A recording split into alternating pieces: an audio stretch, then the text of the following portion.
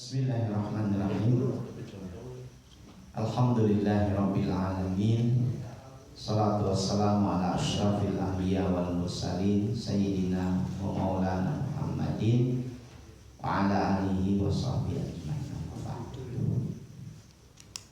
Jemaah subuh yang Allah muliakan, alhamdulillah kita bersyukur pada Allah Subhanahu wa taala. Allah memberikan kita kesempatan bisa melaksanakan aktivitas sholat subuh berjamaah di masjid. Mudah-mudahan sampai akhir hayat kita dijaga untuk selalu bisa melaksanakan sholat subuh berjamaah. Dan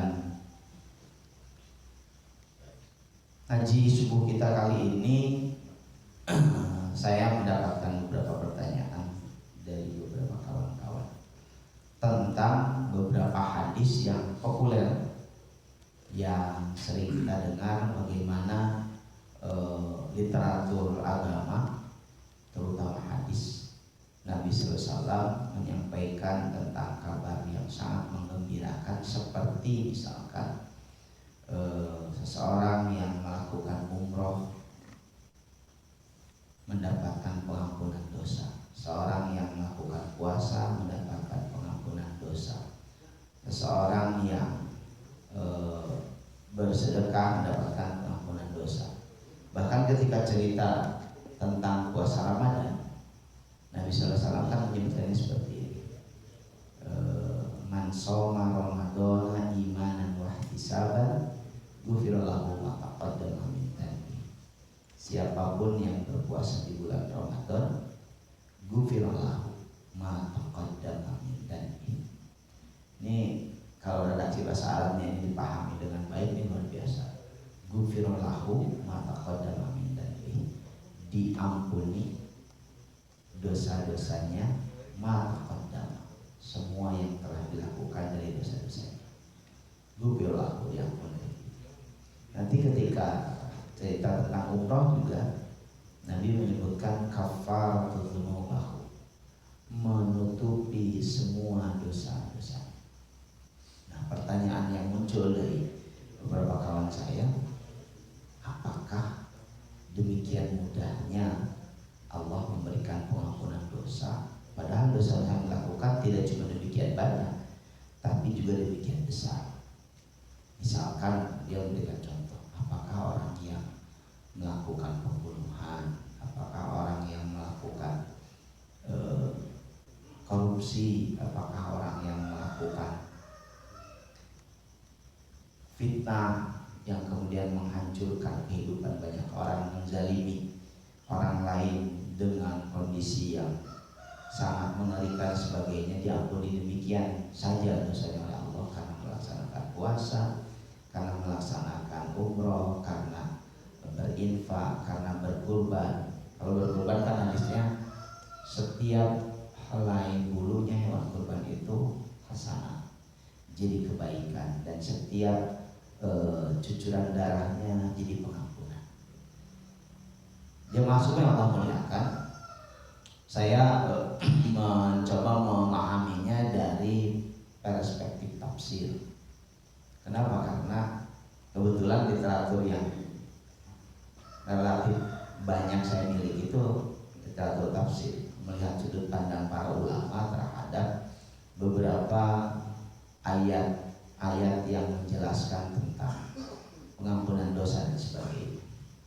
Ada dua ayat yang saya sampaikan dalam kesempatan kali ini, ayat 57 dan ayat 58 surat Al-Ahzab, surat ke-33, juz ke-22. A'udzubillahi minasyaitonirrajim. Innal ladzina yu'dzuna Allaha wa rasulahu la'anahumullahu fid dunya wal akhirah wa a'adda lahum 'adzaban muhina. Walladzina yu'duna al-mu'minina wal mu'minati bighairi maktasabu faqad ihtamalu buhtanan wa itsman mubina. Ayat 57-58. Mudah-mudahan dua ayat ini bisa menjawab sudut pandang yang bukan negatif ya, tapi mempertanyakan kritis. Sebab ada fenomena terutama misalkan di bulan puasa. Ada, walaupun sekarang bulan puasa ini tidak terlalu terasa karena pandemi. Setiap bulan puasa itu kan kita menyaksikan acara televisi, artis pengumbar syahwat berubah menjadi religius, tampilannya religius. Kalau nyanyi juga jadi nyanyi religius. Kalau sinetronnya jadi religius, maka mereka terlibat dalam acara-acara buka bersama, sahur dan lain sebagainya. Dan nanti setelah bulan puasa, mereka melakukan dalam tanda kutip ritual biasanya, mengumbar aura, menggoda syahwat dan lain sebagainya. Dan sepertinya mereka sangat yakin bahwa aktivitas Ramadan itu bisa membuat dosa-dosa mereka terampuni. Atau fenomena umroh misalkan dalam tahun-tahun sebelum pandemi, di mana demikian luar biasanya dilakukan oleh kalangan selebritis terutama dan lain sebagainya. Sehingga ada beberapa iklan misalkan di beberapa travel umroh bersama artis ini, umroh bersama selebritis ini dan sebagainya. Sehingga mereka jadi daya tarik, jadi ikon gitu ya, untuk menarik minat orang melakukan ibadah umroh tanah suci. Salah satunya karena dengan melakukan umroh diampuni dosa. Hampir mirip seperti puasa tadi, seluruh dosa yang telah lalu. Sekali lagi mudah-mudahan dua ayat ini memberikan jawaban. Innal ladzina yu'dunallaha, sesungguhnya orang-orang yang menyakiti Allah wa rasulahu, dan rasulnya. Yang dimaksud dalam ayat ini dalam 4 kitab tafsir yang saya baca adalah Muhammad SAW. La'anahumullahu fid dunya wal akhirah. Allah melaknat mereka di dunia dan di akhirat. Wa'adda lahum adzaban muhin, dan Allah menyediakan bagi mereka azab di akhirat nanti, muhina, yang demikian menghinakan. Tidak apa-apa, saya peryogi Pak. Ayat ini menegaskan bahwa yang pertama ada orang-orang yang dikategorikan menghina Allah dan Rasul. Jadi Allah itu salah satu sifatnya latifun, maha lembut, maha sensitif, maha peka. Saking sensitifnya Allah, maka Allah itu bisa tersakiti.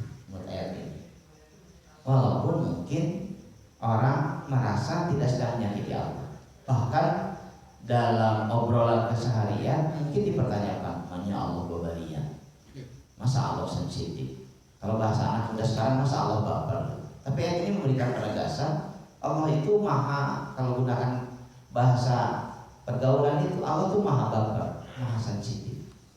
Sehingga karena sensitifnya yang sangat luar biasa, Allah tersakiti dengan perilaku orang-orang tertentu yang disebutkan. Demikian juga Rasul. Saking murkanya Allah dengan perilaku orang-orang tersebut kepada Allah dan Rasulnya, la'anahumullah, maka Allah melaknat mereka. Pertanyaan mendasarnya, siapa yang dimaksud dengan orang-orang yang bisa menyakiti Allah dan menyakiti Rasul sekaligus? Ini kan yang rada mengkhawatirkan, jangan-jangan aktivitas itu dilakukan oleh kita, walaupun itu kita berharap tidak melakukan itu. Yang pertama, saya tadi malam di perpustakaan membaca tafsir Al-Azhar, buka tafsir Fi Dhilalil Quran Said Qutb, buka juga tafsir UII Universitas Islam Indonesia. Sebelumnya saya membuka tafsir Ibnu Katsir. Keempat kitab tafsir itu bertemu benang merah. Orang yang masuk kategori menyakiti Allah adalah orang-orang yang sudah tahu bahwa Allah itu satu-satunya Tuhan yang wajib disembah, dituruti, diibadahi, diikuti dan ditaati. Ternyata mereka juga memiliki ketaatan yang selevel, yang sama kepada selain Allah. Misalkan menempatkan selain Allah sebagai tujuan dalam hidupnya, sebagai ketenangan dan lain sebagainya. Saya gunakan contoh yang lebih operasional. Jadi kalau orang percaya bahwa takdir hidupnya ditentukan oleh Allah, tapi kemudian dia mencoba bertanya takdir hidupnya kepada orang tertentu yang dianggap pintar, yang dianggap punya kemampuan linui, punya kemampuan punya kemampuan melihat masa depan, maka kalau diangkat memasukkan kategori orang itulah yang menyakiti Allah. Saya gunakan contoh yang lebih filosofis. Ketika sepasang manusia mengikat janji setia untuk hidup bersama dalam naungan pernikahan, setia sepakat untuk bersetia, kemudian satu di antara mereka melakukan pengkhianatan dengan melakukan perselingkuhan, maka sangat wajar kalau kemudian kita memahami yang disakiti, yang diselingkuhi itu bisa murka luar biasa. Kalau manusia bisa demikian sakit hati, bisa demikian murka, apalagi Allah yang maha sensitif. Ya, dimasukkan kategori. Sehingga Buya Hamka menyebutkannya kemusyrikan adalah masuk kategori menyakiti Allah dan mengundang laknat Allah di dunia dan di akhirat. Tidak cuma di akhirat, tapi di dunia dan di akhirat. Artinya gak mungkin selamat. Hebatnya boleh jadi orang yang melakukan kemusyrikan ini tidak merasa dia sedang melakukan aktivitas menyakiti Allah. Dia gak merasa Allah bukan maha pemaaf, Allah bukan maha pengampun, sehingga dia kemudian mengulang-ulang aktivitas itu dan mengulang-ulang memohon ampunan kepada Allah dengan melakukan hal yang tadi, dengan melakukan puasa, dengan melakukan umroh, dengan membayar zakat, dengan mengeluarkan sedekah dan sebagainya. Dan sekaligus yang dilakukan itu menyakiti Rasul Sallallahu Alaihi Wasallam, karena Rasulullah yang jadi wasilah, jadi perantara sampainya informasi Allah maha sensitif, Allah maha lembut, Allah maha penyantun itu kepada kita. Jadi seolah-olah informasi Rasul itu tidak direken sebagai informasi penting. Dalam beberapa contoh yang lain disebutkan bahwa mereka kemudian menghina Nabi, menolak Nabi, meresponnya dengan respon negatif. Termasuk gitu ya, menghina Nabi itu dengan meragukan kemaksumannya. Jadi dianggap Nabi, kalau dalam ungkapan dalam kitab Al-Zanji itu kan ada ungkapan seperti ini, Muhammadun basyarun laisa kal basyar. Muhammad SAW itu basyarun, manusia, wa laisa kal basar, tapi bukan manusia biasa. Apa bedanya? Al-Quran menyebutkan uhiya ilaikum, aku ini manusia, batharu mithlukum, aku manusia seperti kalian. Bedanya aku diberi wahyu oleh Allah Subhanahu wa taala. Itu yang menjadi istimewa. Karena istimewa maka kita mengistimewakan Nabi. Ayat sebelum ayat ini, ayat sebelum ayat 57, ayat 56 ini menegaskan pujian Allah kepada Nabi, sehingga mewajibkan semua orang yang beriman untuk bersalawat kepadanya.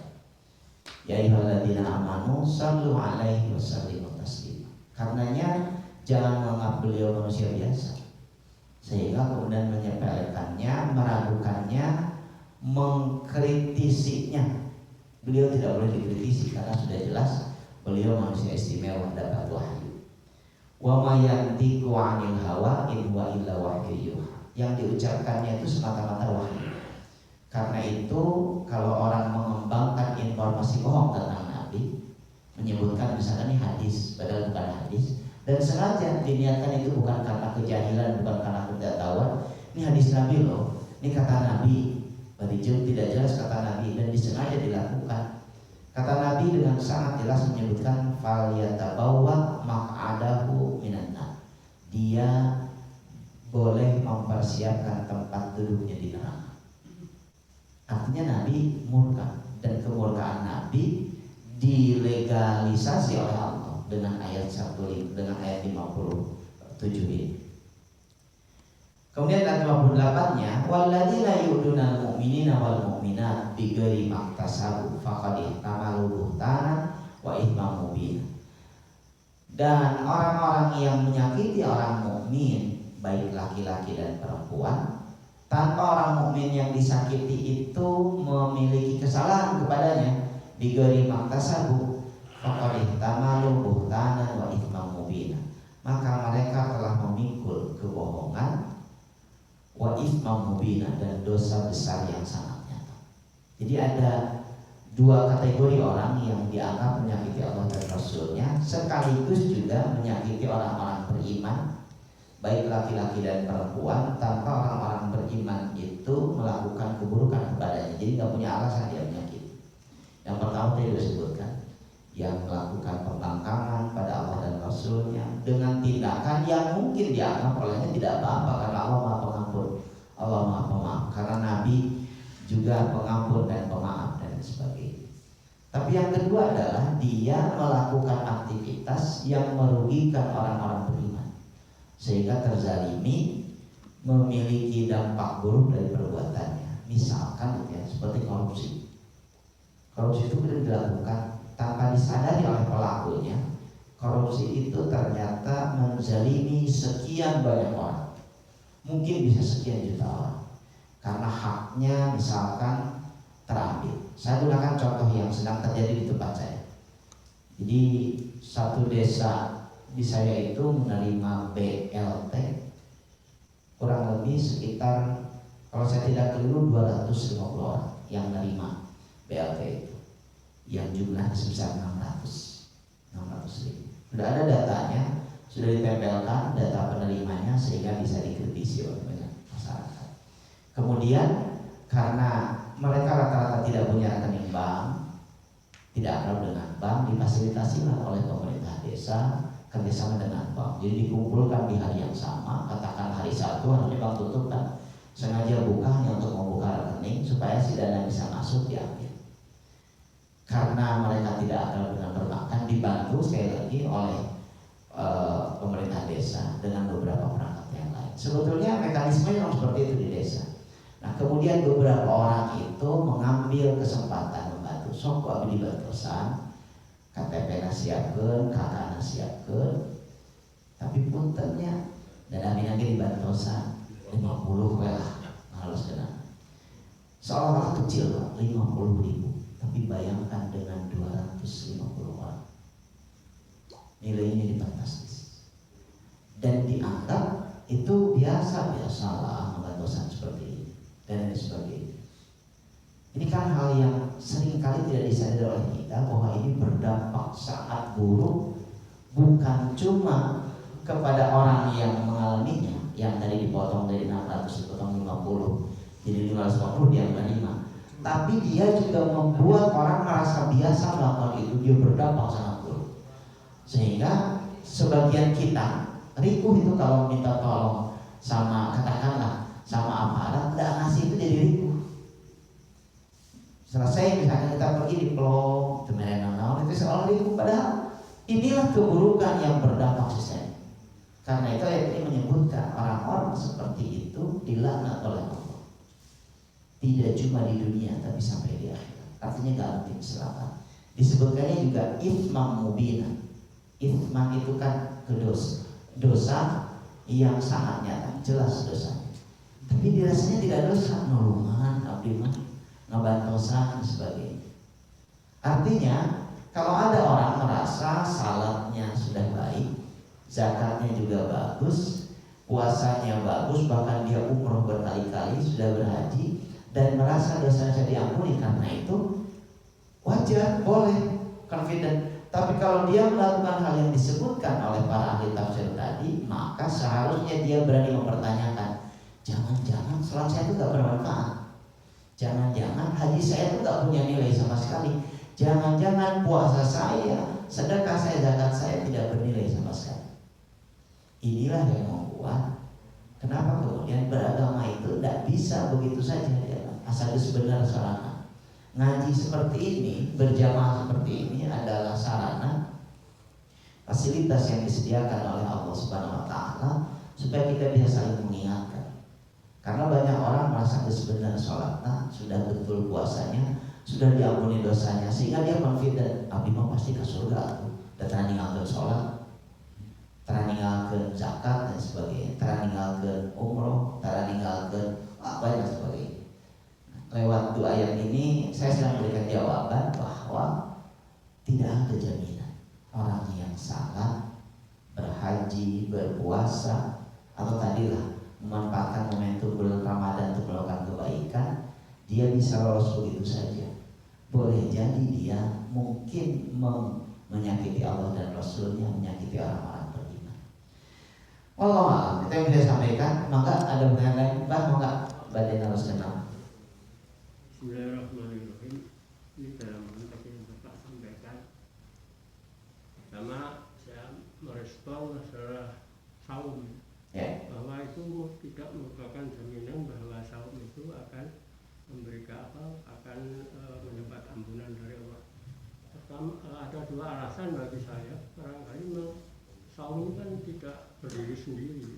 Artinya pelaksanaan ibadah harus dikaitkan dengan ibadah yang lain, itu yang pertama. Kemudian yang kedua juga barangkali ada satu kualitas saum yang tidak terpenuhi, sehingga itu tidak memungkinkan bahwa itu saum itu otomatis bisa menggugurkan dosa-dosa. Kemudian masalah Allah disakiti, ini dari awal saja, sejak Quran atau sebelumnya itu sebenarnya sudah banyak persakitan terhadap Allah, eksistensi Allah sendiri, karena banyak manusia yang tidak patuh pada perintah Allah. Termasuk di Indonesia barangkali kita memahami bahwa akhir-akhir ini persakitan terhadap eksistensi Allah itu sangat terasa. Ya. Nah, barangkali itu saya langsung jawab ya. Yang pertama, jamaah subuh yang Allah muliakan, saya tidak sedang bermaksud untuk mempertanyakan hadis-hadis pengampunan dosa seperti puasa. Berarti belum tentu jaminan bahwa orang berpuasa diampuni Allah. Justru dijamin oleh hadis Nabi. Man shoma Ramadana imanan wa ihtisaban ghufira lahu ma taqaddama min dhanbi. 2 syaratnya. Siapapun, man itu siapapun, laki, perempuan, aki-aki, budak letih, pokoknya man itu masuk semua manusia. Shoma berpuasa di bulan Ramadan imanan wahtisaban, karena 2 faktor. Karena dia yakin bahwa itu memang diperintahkan Allah, wahtisaban, dan karena tulus melaksanakan perintah Allah, bukan karena hal-hal yang lain. Gubirallahu ma'taqaddama min dhanbi, Allah ampuni semua dosa yang terlalu. Itu jaminan. Yakin itu, sehingga kita melaksanakan puasa tulus, dinikmati sebagainya. Kemudian sama, minal umroh ilal umroh kafaratu dzunubahu, hadis dari umroh ke umroh itu menghapuskan dosa. Itu jaminan Allah menghapus dosa. Hanya, nah ini jadi pertanyaan, jangan menyangka bahwa perbuatan-perbuatan buruk kita yang lain yang seolah-olah tidak ada hubungannya dengan ini tidak berdampak pada pengampunan dosa. Jadi kalau menzalimi orang lain, kalau melakukan kemusyrikan, kalau kemudian tadi korup, kalau kemudian mencuri, belum tentu dosanya diampuni, karena justru kalau berdampak zalim mendapatkan laknat dari Allah Subhanahu wa taala di dunia dan di akhirat. Artinya apa? Idealnya seperti beliau sampaikan tadi, tidak berdiri sendiri puasa. Puasa itu seharusnya menjadi sarana mengekang, mengendalikan hawa nafsu, bukan cuma sekedar mengendalikan perut. Kan kalau cuma mengendalikan perut, mengendalikan lapar, itu jangan cuma kita budak betik yang bisa, kan anak kecil yang puasa. Kalau cuma mengendalikan lapar, bukan cuma kita, binatang jauh lebih hebat. Ular itu bahkan bisa sampai 40 hari. Beruang itu namanya apa? Hibernasi. Hibernate itu panjang loh, selama musim dingin. Kalau musim dingin berlangsung kurang lebih 3 bulan, 3 bulan beruang itu nggak makan. Unta itu bisa puasa lebih dari 2 bulan. Terus dia padang pasir nggak makan minum. Artinya kualitas puasa jangan lebih hebat binatang. Kalau cuma mengendalikan lapar, karena manusia naik level. Puasa bukan cuma mengendalikan perut, tapi yang lebih inti, lebih substantif adalah mengendalikan hawa nafsu. Yang lainnya jadi terjawab nanti. Nah, yang mengendalikan hawa nafsu itulah yang bisa dibawa di bulan puasa itu ke bulan-bulan yang lain, 11 bulan selanjutnya. Artinya saya sepakatlah untuk menyampaikan Allah itu menjamin kita lewat puasa, lewat berbagai ibadah. Tapi ini gak cukup sekali ya kajian ini, karena lihat waktunya terbatas. mudah-mudahan saja kita bisa memperbaiki diri untuk tidak menyakiti Allah dan Rasulnya dalam mana yang tadi. Minimal yakini bahwa Allah itu satu-satunya yang wajib diibadahi, wajib ditaati, dan tidak ada orang yang bisa menepati itu.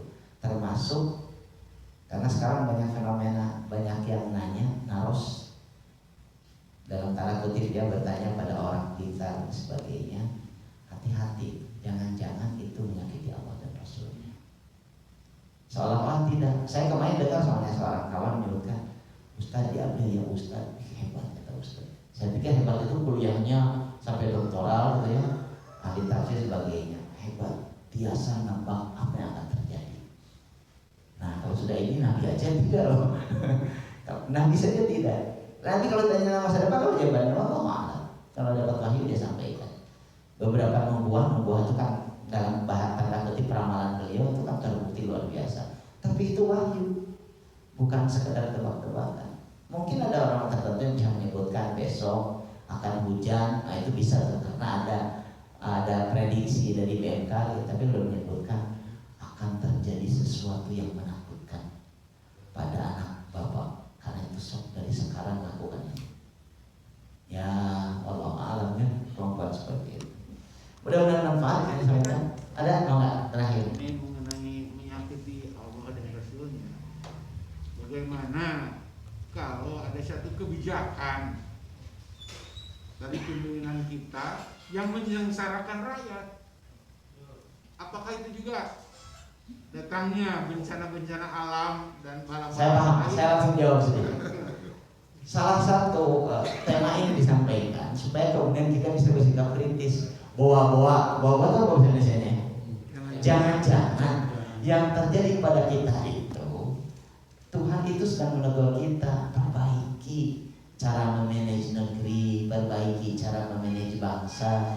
Karena kalau tidak diperbaiki, jangan-jangan ini menggunakan adat.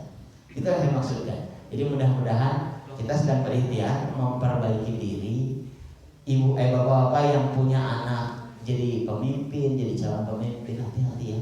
Jangan bikin kebijakan, jangan bikin polisi yang bisa menzalimi masyarakat banyak. Mudah-mudahan bermanfaat. Mohon maaf kalau banyak hal tidak berkenan. Aku lu qauli hadza astaghfirullahaladzim. Subhanakallahumma wa bihamdika asyhadu an la ilaha illa anta astaghfiruka wa atubu ilaik. Assalamualaikum